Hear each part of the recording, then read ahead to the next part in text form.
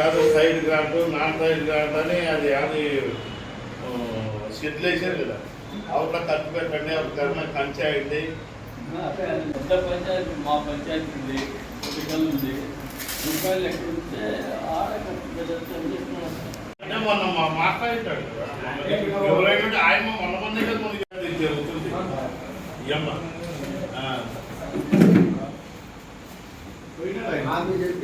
పెట్టుకుంటామంటే లేదా 15 నువ్వే మాట్లాడింది కదా 15వ తారీఖు కైగొట్టాలా అని. ఇంతకు ముందు ఇదే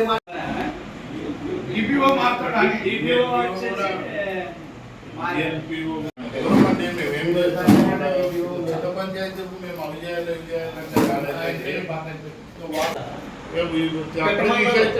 పెట్టమన్నారు జీతాల వాళ్ళకి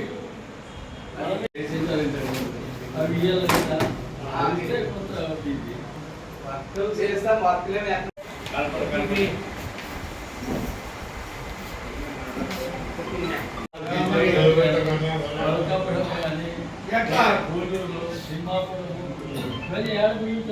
మండలం లేని సమస్యలు మా మండలంలో వచ్చాయి.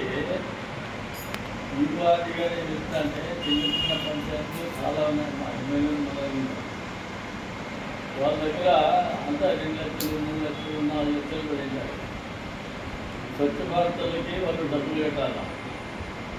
తర్వాత వచ్చేసి డ్రింకింగ్ వాటర్కి వాటికి రిపేర్లు లేదా ఇప్పుడు రిపేర్లు దానికే ఖర్చు పెట్టాలి. ఈ మన ఈ స్వచ్ఛ భారత్ షెడ్ కట్టాలా అంటే వాళ్ళ దగ్గర డబ్బులు లేవు. వాళ్ళని షెడ్ కట్టే డబ్బు బిల్లు పెట్టాలా లేకపోతే బిల్లు పెట్టాలి ఇవ్వాలి కానీ ఇస్తారు. అదొక పాయింట్. తర్వాత వచ్చేసి కొంతమంది సర్పంచులు ఇంతకుముందు కొన్ని వర్క్స్ చేసేస్తారు, అవన్నీ బాకీలు ఉంటాయి. వాళ్ళు ఆ బాకీలు తీసుకోవాలని ఇస్తే వేరే కొత్త బాకీ ఎవరు ఇస్తారు వాళ్ళకి షెడ్ కట్టింటే అదొక సమస్య.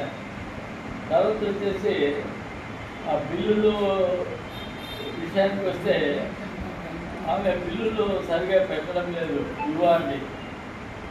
అది మీరు ఆమె మాట్లాడి ఇప్పుడు ఏ మండలం లేదు అన్ని మండలాలు బాగా జరుగుతూ ఉన్నాయి. ఎక్కడ కంప్లైంట్ లేదు. MLA మండలమే complaint.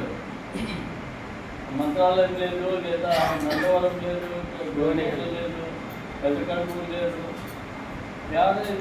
విజిట్ చేస్తుంది సంతకాలు పెట్టాలంటే కొంతమంది అయితే మా కడుపుల్లో సర్పంచ్ షెడ్యూల్ వేశాడు, పాత బిల్లులు ఈ బిల్లులు పెట్టాలంటే పెట్టడం లేదు. ఎందుకు ఇట్లా సత్తాయిస్తుంది ఆమె? ఇంతకుముందు బాగా పనిచేస్తుంది. నేనే ఎప్పుడు ఇప్పుడు మాకే ఉంటుంది. మీరు ఒక మాట చెప్పాలని నాకు మాట్లాడండి. మా డెప్యూటీ సర్పంచ్ అందరూ ఇలా అసెంబ్లీ లేక